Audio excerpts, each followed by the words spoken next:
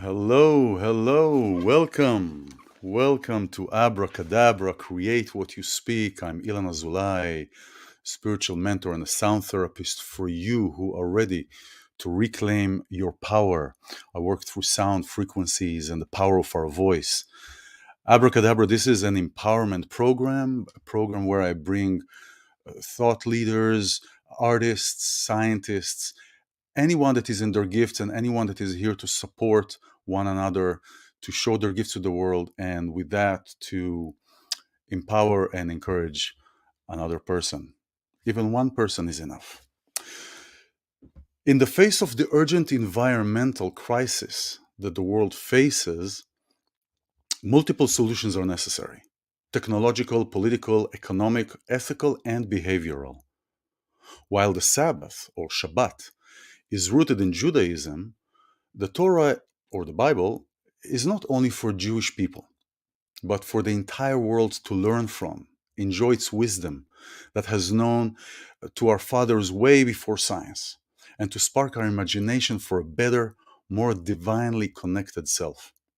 Therefore, the Shabbat can be looked at as a solution to our global climate and earth crisis. How can the Sabbath be of service to earth? How can we take the gems about the Sabbath and apply it towards a sustainable solution for our dying earth or sustainable communities? We can do so much more for our world, for our communities, and for earth without actually doing anything. What a concept. My guest is Jonathan Schorsch, the founder of the Green Sabbath Project. Green Sabbath Project is to spark a mass movement of observance of a weekday of rest, Sabbath, Shabbat, a green Sabbath or a weekly Earth Day on which impact on the environment is minimized as much as possible. I want to bring Jonathan online and there you are. Hi, Jonathan. How are you? Hello, iLan. Welcome to my screen.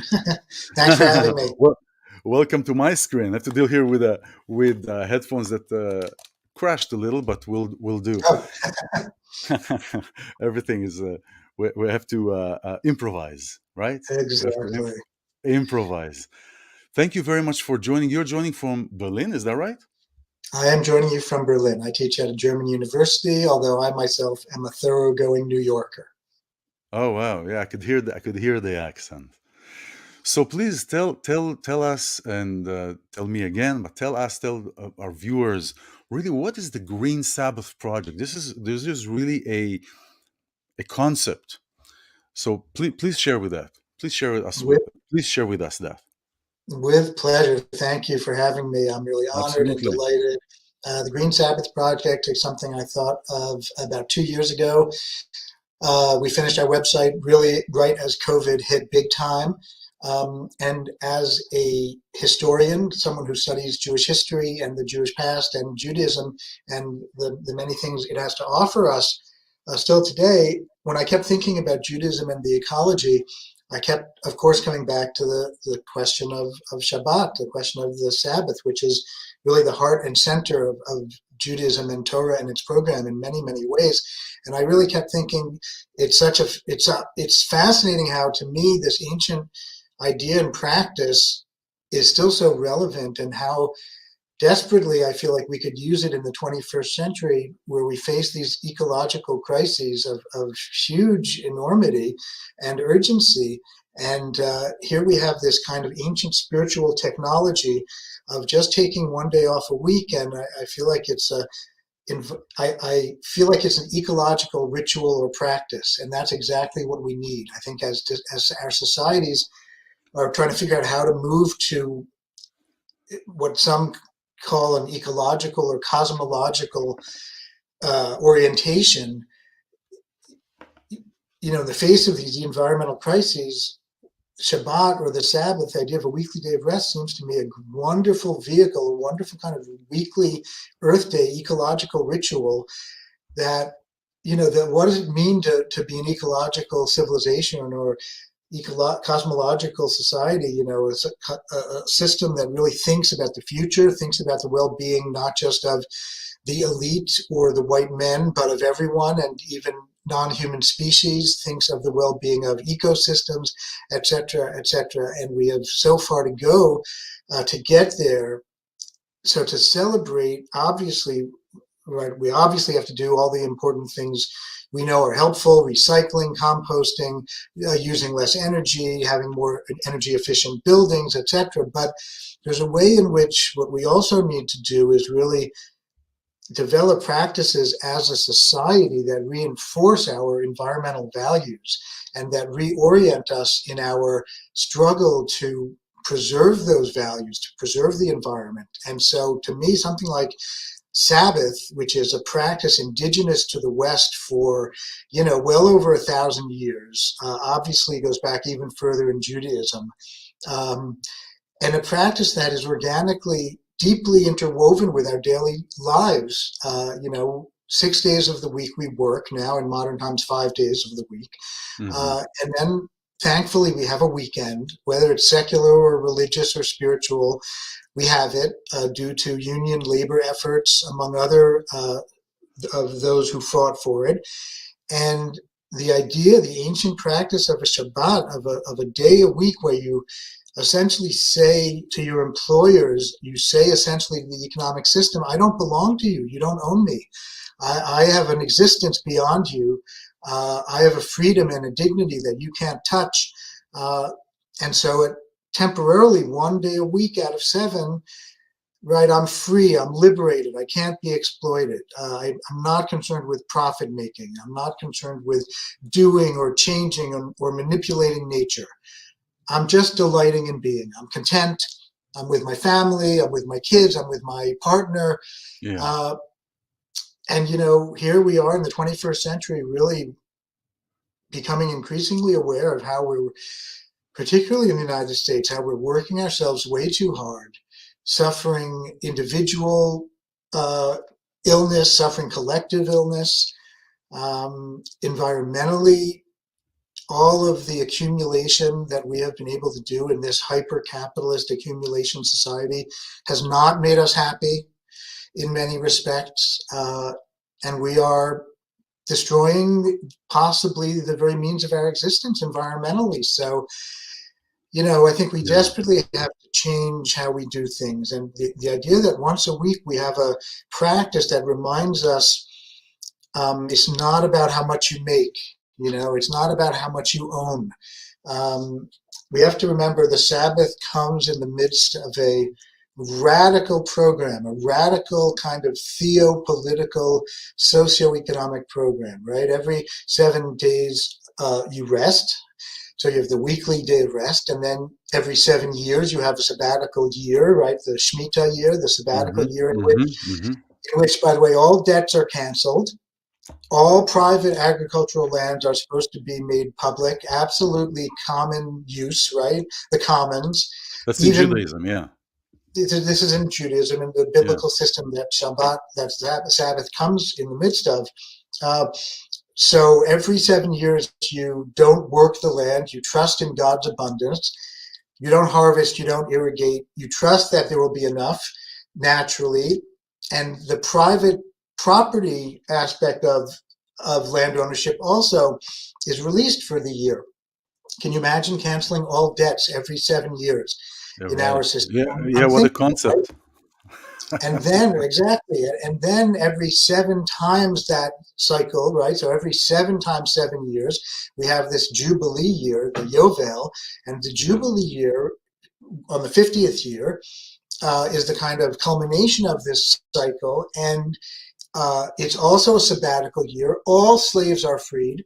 All lands revert to their original owner.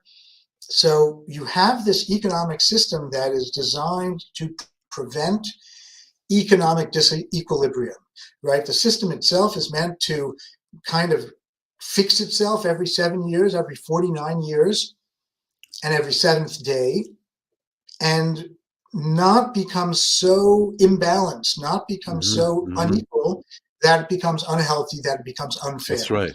That's right. And Even so our body. Sabbath is part of this radical program, and we forget that. Even those of us who keep Sabbath in a traditional sense, Christian, Jewish, or Muslim, often forget that the main purpose of the biblical Sabbath was Zecher L'Maaseh Breshit, right? In That's commemoration right. of the creation of the world. It was That's right. to celebrate just the fact that we exist, that there's something here beautiful that we share. So it's a deeply ecological practice, even in its biblical origins. That's right. Uh, That's right. This is anyway, I this can is go on and on about no, I Sabbath. get you. So I totally I get you. hope that gives you some introduction. This gives a great introduction and a great insight to how to look at that, because when people hear usually Sabbath, Shabbat, or whether they're Jews or non-Jews, they look at it from a religious dogmatic standpoint. It is not a necessarily, again, it's not. There are exceptions, of course, and people like yourself and I definitely. I mean, after I heard that, I mean, it just makes sense. And we're talking about being being grateful to waking up, to seeing creation, to be thankful to everything that is happening. And how can we, and sometimes it is hard when somebody is going through a hardship. Some of us are having different stories, and everybody has a different story, and somebody is going through a hardship. It is hard to look at it just from the mind standpoint. So there is an action that actually is doing nothing, right? Is actually doing nothing. There is an action that is here, that is physically here, that is. And there is a different sense. When Shabbat comes in, there is a different feel in the air. I tell you that it is if you're attuned to that, there is a different feel in the air. Yesterday I was Redondo, and it was just Friday, and I was looking before Shabbat and looking at everything, and just looking at the beach, and just the birds and the animals, and you're talking, and we'll talk about that, because there's so many things that I saw on your website that are worth mentioning, and important to mention. That it is not from a religious standpoint, but from an ecological, from an animal rights standpoint. uh, Right. uh, and our body also regenerates every 7 years. Our cells regenerate every 7 years. Seven is a number that is worldwide. 7 days, like you mentioned, 7 days, and just 7 year. Everything is connected. If we look at Right. it from a standpoint of creation, we're saying, okay, let's leave the religious part aside for a second. Okay, let's leave the religious part aside for a second. With one action, or the lack of an action, so to speak, we are helping animals, we're helping the earth recycle, we're helping the air maybe clean up a little bit. I mean, we're talking, Right. I join meetings that are talking about what can we do, and also, like this program that is an empowerment program, and the work that I do in empowering, it's not what can we do all the time, but what can we peel off that will contribute to where we want to go, because it's really about unlearning all these stories and all these things that we've accumulated over the years, whether it whatever country we are, whatever family we're born into. So this is really you're writing on your you write on your website. This is great. Appreciation and gratitude for Earth, for cosmos, for the existence. It's time for us to just think, to just look a little bit about what's around us. Hospitality, education, and your project, the Green Sabbath project. And before we get into how you started this, but the Green Sabbath project is really actively involved in the community. How is it coming to play? How's it? It is that's what I love so much about the idea of this Sabbath, this weekly day of rest, is that so many different things intersect through it, so many things flow through it: community, self-care, self-well-being. It's political, it's spiritual, it's completely ecological. It's a practice, it's also an idea, and so it has so many dimensions to it. um, Sabbath really is about community, what we encourage people to do. And again, I really appreciate your emphasizing that. And I just want to repeat, we're really not pushing Shabbat or Sabbath in any Orthodox traditional sense, Yeah, Jewish or otherwise. absolutely.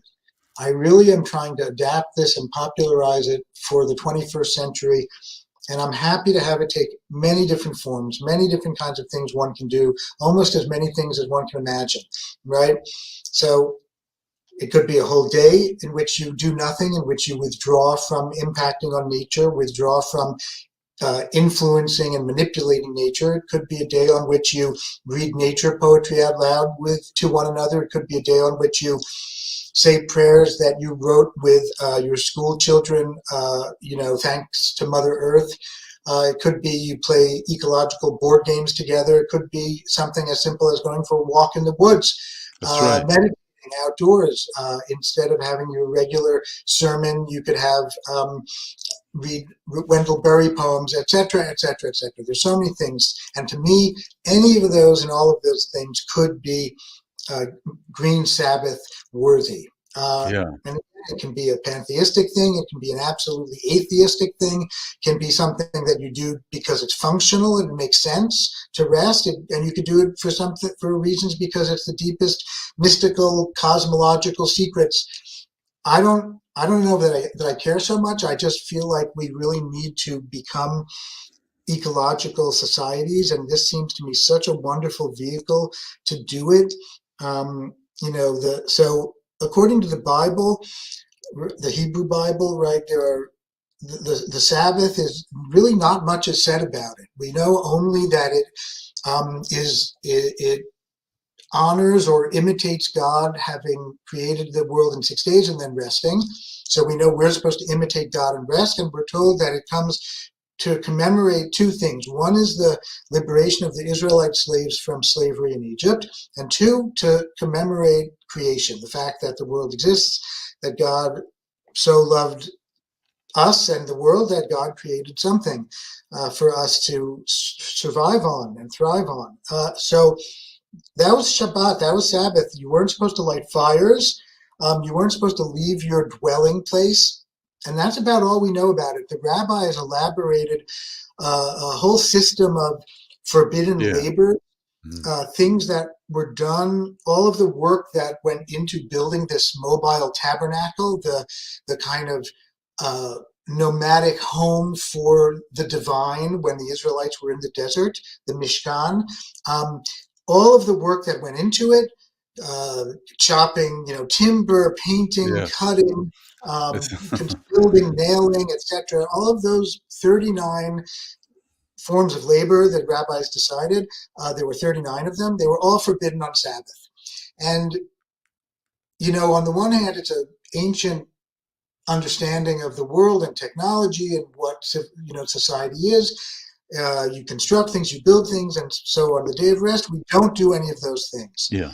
Uh, and in our era, we're all looking around for ways we can reduce our carbon footprint, right? We're all obsessed with, hopefully, obsessed with, Hopefully all. But right, it's, hopefully we're obsessed with reducing our impact on the environment. And yeah. here, already 3,000, 2,500, 2,000 years ago, we don't know the exact dates, the rabbis came up with their own system of saying, here are the actions that we're going to voluntarily give up one day a week in order to go back for that day to the Garden of Eden. That's one of the Yeah. things that people talk about the Sabbath in Judaism, right? The Sabbath is a return to the Garden of Eden, and that we could talk about that a lot. That's a beautiful image and what it It's means, right? beautiful. It's like the Garden of Eden because one can rest, one doesn't have to work, one lives purely from divine abundance, right? And It's like the coming into Garden of Eden unity. Coming into coming unity into because we're unity. coming into unity There's with earth, back to Eden, the unity. Yeah. right. There's no separation. There's no alienation. Exactly. So one day a week we could really achieve that by entering, traditionally and according to the Jewish mystical Yes. tradition, we can enter that if we have the right mindset, the right mindfulness, and we can really create a kind of temporary utopia. As you said, very much harmony with our own bodies, our souls, with our minds, all at one. The cosmos is in harmony. Uh, it's not the ultimate redemption. It's not the ultimate salvation of everything, but it's something that we can really do, Yes. induce an altered state of being every seventh day. and live a kind of temporary utopia. So again, very powerful to me, especially thinking ecologically, right? Where we have such desire, rightfully so, to live in harmony with the seasons, with other beings. That's right. Uh, how do we do what we need to do for our own survival, but in a way that ultimately contributes to the well-being of other species, not just extracts That's right. resources and things That's that right. we need. That's right. So, yeah, go It's ahead. it's interesting. This weekly, I talked about it on Friday. This weekly portion, Vayakahel, Hmm. is talking about continuation of the building of the Mishkan. But what's Right, interesting is that he starts first with the Shabbat. With the Shabbat, right. he starts first with the Shabbat, and you say, well, you think that naturally he will start with, okay, this is what we need to do for the Mishkan, and talking about the half shekel and the half coin that I talked about. It is a representation of our potential. The half is our potential, and the next half is how we exercise this potential. Hmm. And but he talks about the Shabbat first, saying that despite how wonderful and how divine work that you are doing, Shabbat is Shabbat. Shabbat comes before, and you don't do even the work on Shabbat, and it's really it's really fascinating to see how, first of all, how everything comes together, even in the form of conversation, in the form that we're having today, a conversation about Right. this, about rejuvenation, about uh, getting this feminine energy, the creation, the feminine energy in Shabbat and rejuvenation, and this portion of the week. This is really fascinating. Before I Yeah, continue, I think I butchered your last name when I said it. no worries. Schorsch. Schorsch. All Schorsch right, is there you go. There you go. yeah, it's a hard one. So It's a hard so so Jonathan, you were born in New York, you said, very much. right? I wasn't born in New York, but I was raised in New York. Yeah. You were raised in New York. Yeah. How were you raised always in a religious family, in a observant family? How did you come into where you are today? My father is a rabbi, was a rabbi. He's also a historian. His father, my grandfather, alav hashalom, may his memory be a blessing, Amen. was also a rabbi in Germany. So it's even interesting my being back in Germany. So Mm. I grew up in homes that were, yes, steeped in Torah, absolutely. Mhm. Uh, and as I'm finding out now as a scholar, more and more, my grandfather and his father, my great grandfather, who actually ran a Jewish orphanage in southern Germany, Wow. and he was really very connected to nature. My great grandfather and my grandfather too, who grew up in a small village in southern Germany, they were very much rural Jews, and they were very much connected to the natural world in which they lived. So I find that very sweet, very moving, and fascinating.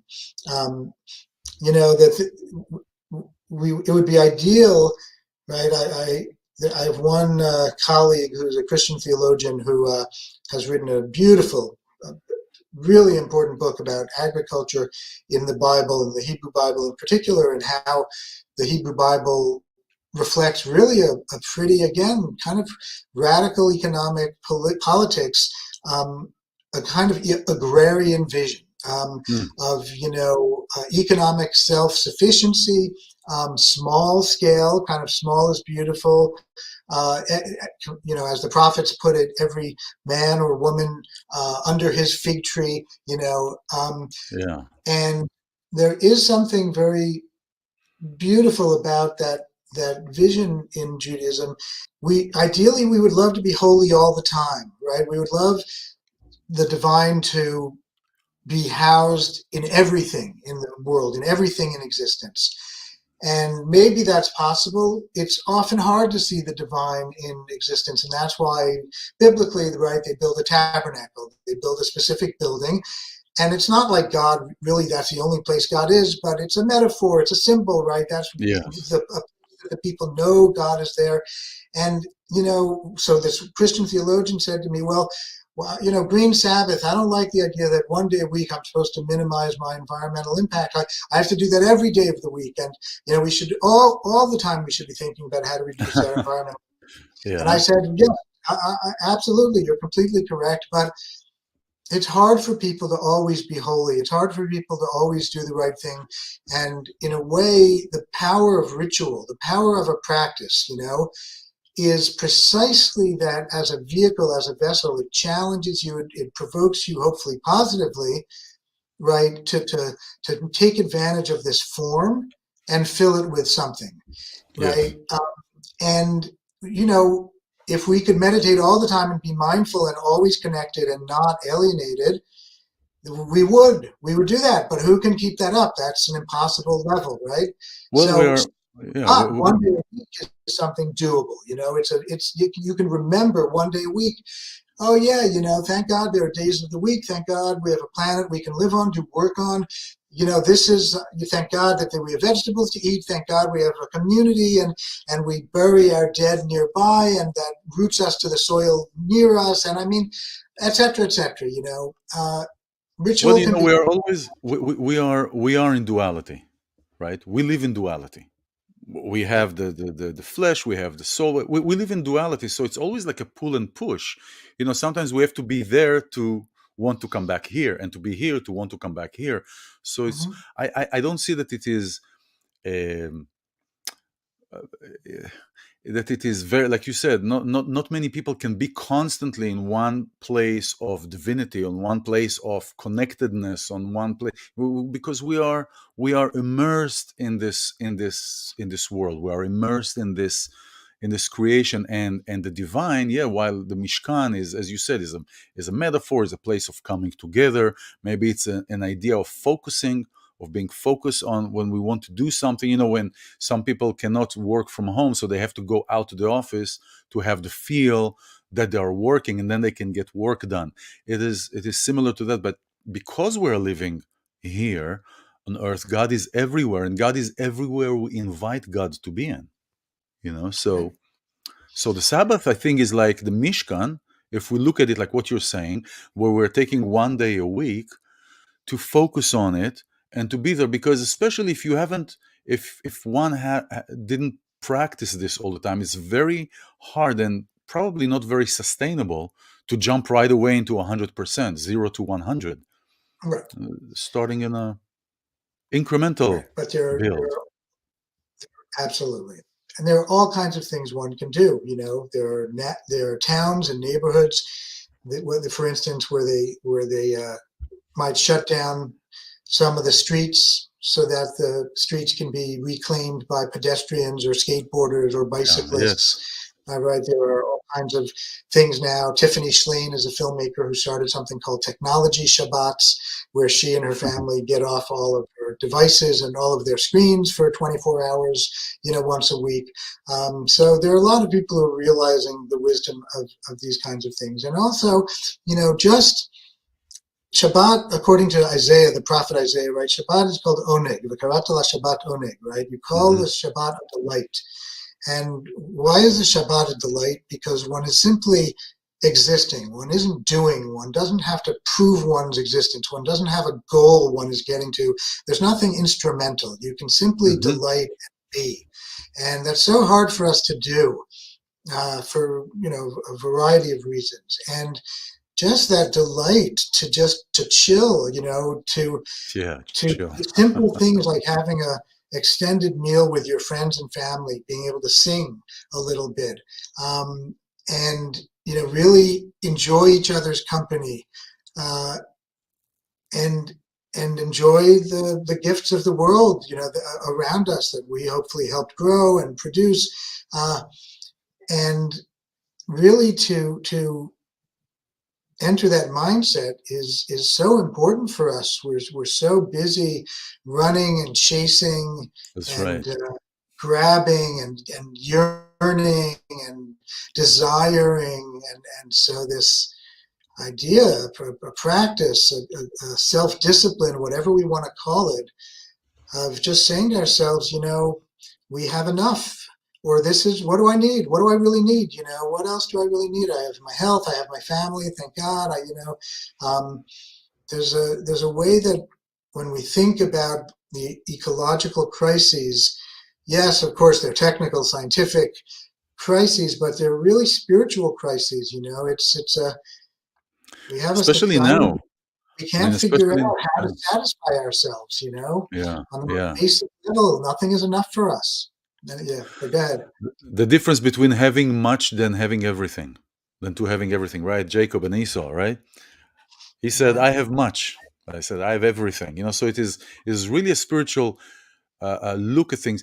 When I talk to people or anybody is asking, I said, uh, uh, or when I work with clients, the main point to start looking at things is to understand that everything physical in this realm has a spiritual reason and cause. And if we look at if we shift the lens that we look through, we will see things in different light, in different manner. exactly. So for you who are joining Abracadabra, thank you for joining. I'm here with Jonathan Schorsch. He's the founder of a Green Sabbath project, a project that takes this day of once a week of Shabbat, of Sabbath, regardless of what affiliation or any religious affiliations you have, but a relaxing day for you, for Earth, because when we relax, we allow ourselves to rejuvenate and relax. We're also rebuilding Earth and giving back to Earth because we came here, we have this beautiful harmonious bowl. We got everything. We have food, we have medicine in Earth, plants medicine, we have everything, energy, and we are just the taking and taking and taking and taking, and eventually it comes to an end. So this is Right. this is really encouraging, because when I first saw that, and I was like, and I saw you're in Germany, I was like, are there any other communities, affiliations around the world that are associating with you? I saw you have several videos, several speakers on your website, and your website is listed down here, greensabbathproject.net. Yeah, thank you. Thank And you for that. so, Yeah, we have all kinds of connections around the world. Because of COVID and the pandemic, it's been impossible to do in-person events, which has been mhm, yeah, uh, harsh for all of us in many ways.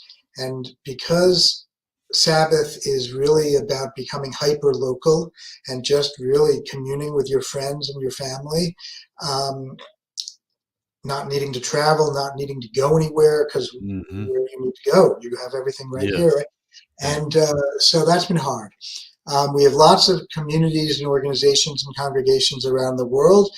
Um, but what I see is most things have been happening virtually on Zoom. I'm yeah, hoping that will change. We're going to have a whole weekend in October probably of bringing together as many congregations and organizations as possible around the world to do a kind of shared Green Sabbath weekend. Um, and by the way, there are African societies that have very similar practices. One day every yes, for 5 sure. or one day every 7, where they also there's no fishing, they let the rivers replenish. So there are many reasons to allow the earth to rest. And by the way, the Bible tells us explicitly in Leviticus and Vayikra, it says explicitly, "V'tirtzeha haaretz et shabtoteha," right? The land wants her rest. The land needs That's her right. rest. And this might just be nice poetic speech, but the other beings, non-human beings, uh, also have needs, also have uh, to be treated well and taken care of and not ignored. And so Shabbat isn't just for us as humans, right? As you said before, ilan, it's Exactly. really for all beings as well, possibly. So we encourage people to do all kinds of things. We have a long list of suggestions on our website. Having a potluck meal with your friends, make it vegan, make it local. You can I even make it think I farm think that food.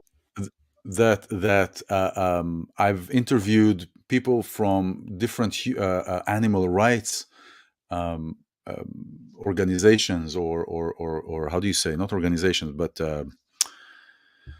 that are animal rights activists, and I think this will be a really great expansion and addition to each side, because we're both going towards the same ocean. Let's combine the rivers, you know. Mhm. And I think working together with and being involved together with animal rights groups, anti-fur, you know, to help raise awareness. Because what I hear from people is, when you talk about these things, or animal rights, or, oh, I have to stop doing this, or I have to stop doing that, or I have to change the way that I am, and how is it good for me, and how, just like where it's talked about that, deal with the Torah also. If it's not for its sake, it'll become its sake, right? Mashalo lishma yavo lishma, right? Right. So also, if we meet people in the way that doesn't affect their their earthly needs, right? So we come to them in their language, talking to them in their language, and through their language they see how things are shifting. Not, oh, you have to observe, you have to be religious, you have to, because then people just go away. And the whole point is to bring people to shift their perception, to change their Right. perception in whatever way. And I feel, you know, on a whole different note, Steve Jobs in one of his interviews said, we have to change the way of how we think about technology. It's not, let's invent great technology and see how we can market it. Let's look at what the customer needs, and let's fit the technology to it so we can get what we want. And on the same level is, let's see how are people operating, and bring them the concepts of the divine, the concept of creation, so they can see and say, oh, yes, I want it. I need it. This is what I want. And so I really applaud you, and I really thank God for the work that you're doing, and anybody who is in the work of helping others, and contributing to others, and contributing to the world. This is really this is really fascinating. I'm you know, I'm so glad. Thank you. yeah, Thank you this for is your kind really words. Yeah, absolutely. I hope it So resonates with people. so you live in how long are you in Berlin already? How long do you live in Germany? This is now my 7th year, and Ah, right, I maybe time to enjoy go back Berlin a to lot. It's a great city. Interestingly, Germany is a country like Israel that has Sundays. Almost all commerce is closed. Almost all businesses are closed. With certain exceptions, restaurants. But I appreciate it. It's of course an intervention into the free market, but yeah, it kind of forces you to spend a day slowing down, spend a day in the park, spend a day with your kids, spend a day reading. We have to learn increasingly to satisfy our needs without having to buy something, without having to consume. That's the main exactly, thing about Shabbat exactly. is really You know, remembering that we don't have to consume to be happy. You know, that's right, because happiness and consumption are two different worlds. Happiness is spiritual, really. Happiness is the sense inside, and consumption is for the physical. And that's why when we are sad, or some people when are sad, they go and buy something because they think that it'll revive them. The soul says, I'm hungry. You go give it a car. uh, right? the soul realized that the car is not enough. The car is not food, and after a week or 2 weeks or something, the person is Gesundheit. The person is tired of the car, and now the soul wants more, because the first wave didn't work. It was material. It doesn't really help our spiritual growth. It is a physical need. So Right. no, this is really great. um, so now, did you grow up all the time in, I mean, yeah, you told me your father and your family in religious, so most likely, is that correct, that you were most likely in a religious or Jewish environment? Did you find yourself, you know what, what's happening over Yeah, there? I want to see what's happening over there. yeah, yeah, of course. I grew up in New York City, in the Bronx. I went to Jewish day school, modern Orthodox day school. In high school already, I went to a public high school. But I was continuing, to learn Jewishly, privately at the seminary in high school. I mean, I went through my own Gilgulim. I went through my own different understandings of things. I mean, my family was conservative, Masorti, Hmm. fairly shomer mitzvot, fairly observant for that world. But definitely, revolved around Torah. Um,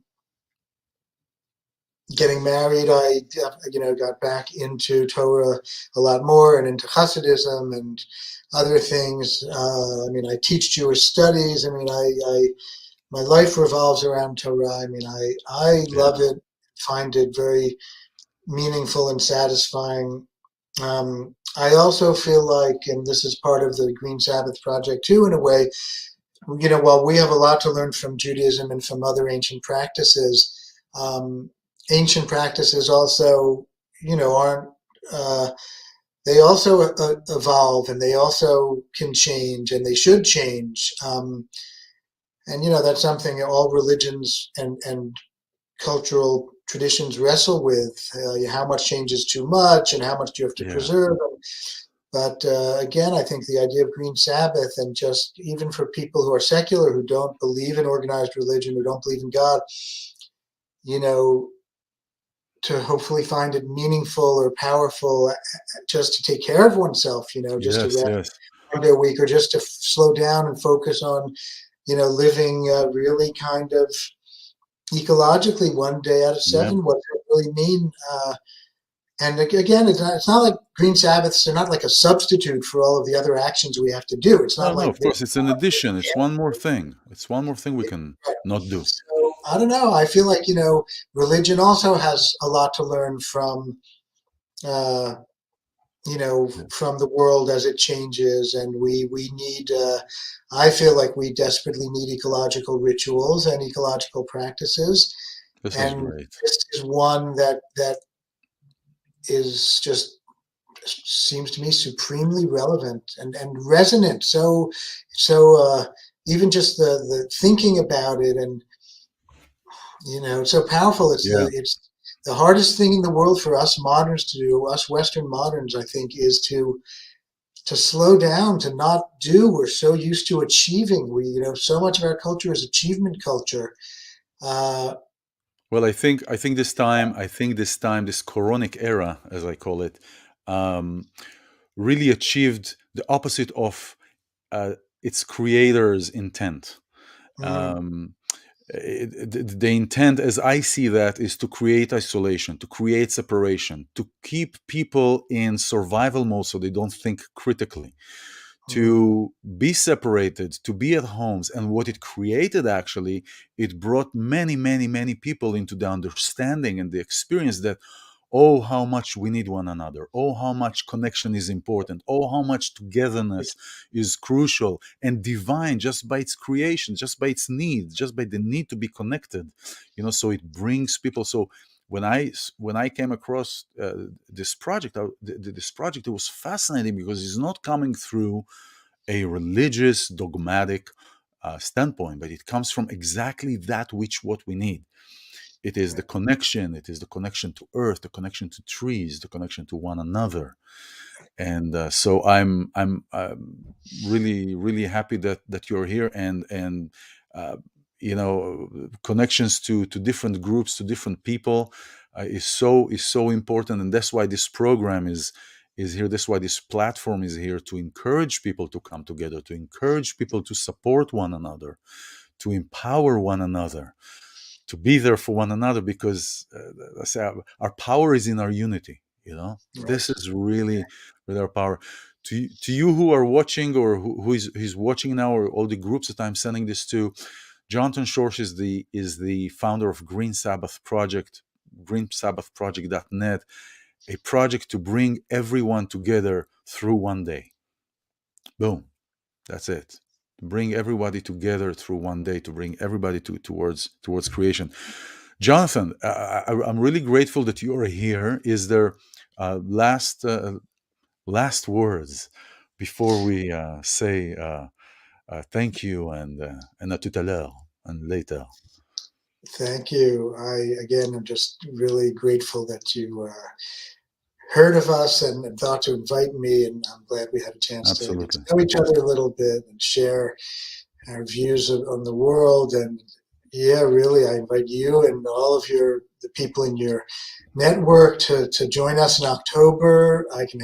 I'll be happy to send out announcements when Please, what's in October? Share with us what's in October. we're going to do a shared Green Sabbath weekend, where again people can do what they want to do, whether it's Friday, Saturday, Sunday, religious, not religious. You can do a group meditation. You can get together and read some nature poetry together, hopefully in person by then. And that's where we try to encourage every week. It doesn't have to be anything fancy. In fact, the opposite. And again, that's the paradox and our website plays with that Yeah. Yeah. Yeah. intentionally. Is there nothing we can do to save the environment?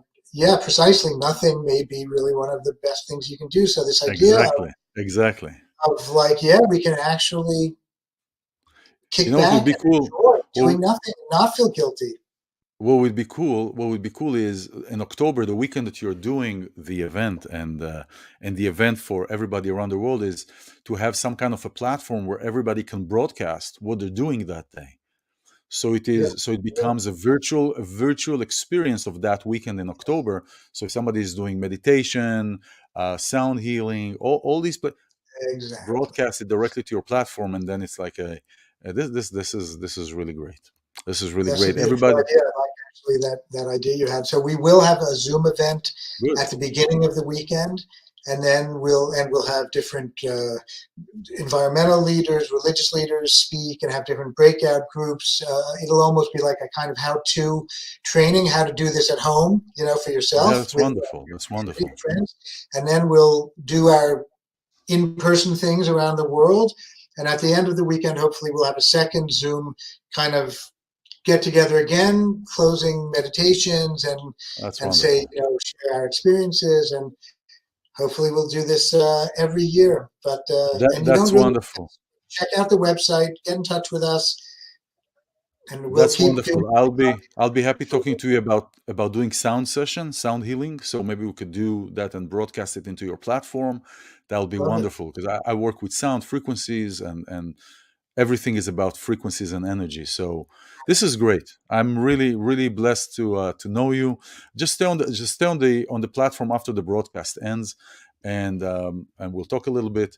I want to thank everybody who is here. I want to thank Jonathan Schorsch for being here. Thank you for being here. Thank you for the courage to be here and to listen and to participate.